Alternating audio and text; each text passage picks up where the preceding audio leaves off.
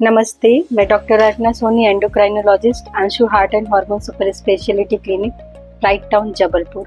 आज हम बात करेंगे प्रेगनेंसी में होने वाले शुगर के बारे में, यानी जेस्टेशनल डायबिटीज़।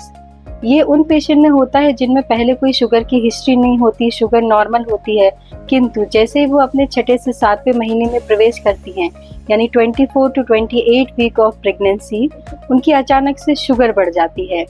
यह होता है क्योंकि हमारी बॉडी में कुछ ऐसे हार्मोनल चेंज होते हैं प्रेगनेंसी के दौरान, जिससे इंसुलिन रेजिस्टेंस डेवलप हो जाता है।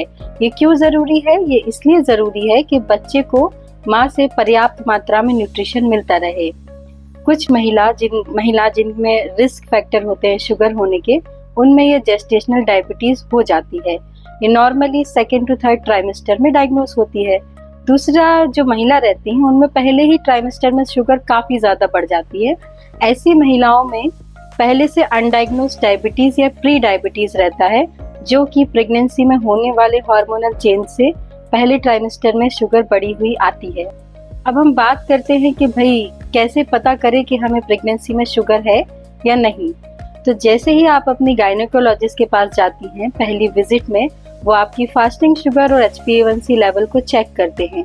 अगर ये नॉर्मल रेंज से ऊपर है, यानी फास्टिंग की शुगर 100 से ज़्यादा है और HbA1c 5.7 है, तो आपको एंडोक्राइनोलॉजिस्ट को विजिट करना चाहिए। आगे फिर वो बताएंगे कि क्या ट्रीटमेंट या मैनेजमेंट होगा। यदि आपकी शुगर फर्स्ट ट्राइमेस्टर में नॉर्मल है, तो भी 24 टू 28 वीक में हमें अपनी शुगर को फिर से चेक कराना है, क्योंकि इस ड्यूरेशन में हार्मोन्स के चेंज पीक पे होते हैं और हमको शुगर होने का चांस हो सकता है। भाई फिर आपका अगला सवाल होगा कि क्यों इतना ज़रूरी है शुगर का जानना? इसलिए ज़रूरी है कि जिन महिलाओं में शुगर होता है उनके बच्चों में कुछ रिस्क होते हैं, जैसे कि उनके बच्चों का वजन ज़्यादा हो सकता है, जिसके कारण डिफ़िकल्टी हो सकती है डिलीवरी में, शोल्डर इंजरी हो सकती है, पैरालिसिस हो सकता है हाथ में।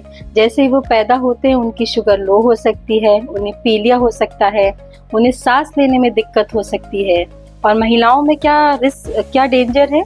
जो महिलाएं होती हैं उनका ब्लड प्रेशर बढ़ सकता है और उनको प्री टर्म स्टिल बर्थ या फिर डिफ़िकल्ट डिलीवरी या सर्जिकल सिजेरियन के लिए जाना पड़ सकता है।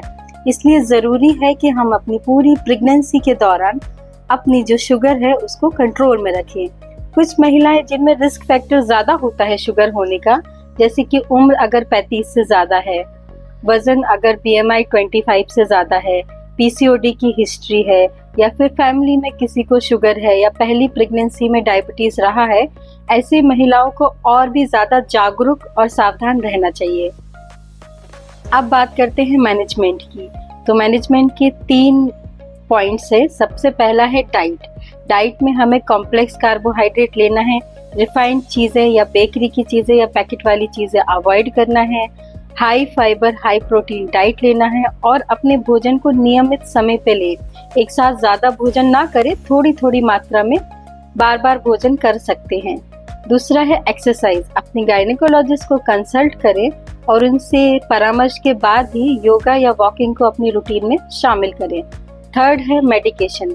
तो मेडिसिन में जो प्रेगनेंसी में सेफ है वो कुछ ही दवा है। अधिकतर जो रिकमेंडेड है गाइडलाइन से वो है इंसुलिन। तो इंसुलिन लेने से घबराएं नहीं।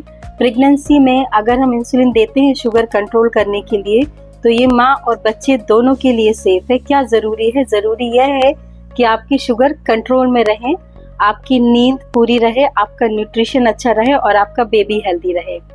तो फिर आगे मिलते हैं कुछ और नए टॉपिक को लेके। अपना ख्याल रखिए। अगर आप रिप्रोडक्टिव एज ग्रुप की विमेन है तो आप कंसीव करने से पहले ही अपने ब्लड के टेस्ट कराएं, उसको कंट्रोल में रखें। धन्यवाद, नमस्ते, थैंक यू।